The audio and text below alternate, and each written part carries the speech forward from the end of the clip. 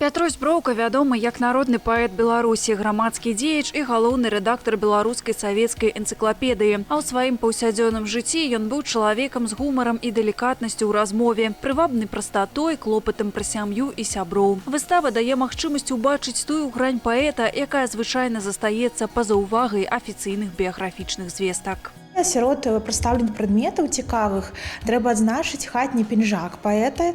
Гэта класічны смокінг-джэкет, які Броўка насіў і апранаў, калі жыў у гэтай кватэры на Карла Маркса. Проста як звычайны хатні вось такі пінжак.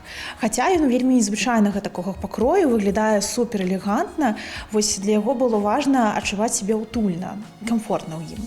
Сярод экспанатаў невялікая калекцыя бюветніц, інакш кажучы, курортных кубачкаў, якія сям'я паэта і ён сам прывозілі з адпачынкаў, напрыклад, з Кіславодска або з горада Карлавы Вары.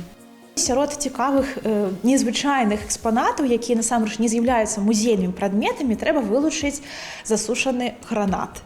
Ён захоўваўся сярод іншых рэчаў, якія перадаў Юрый Петрович Броўка нам на фонды музея ў 17 чамаданах. Уласна кажучы, многія з гэтых прадметаў музейных рукапісы, фотаздымкі, лісты сталі таксама часткай нашай гэтай выставы. Таксама на выставе можна пабачыць незвычайны сервіс, у складзе якога ёсць уран. Таму ў цемры з дапамогай ультрафіялетавага ліхтарыка посуд зяе жоўтым колерам.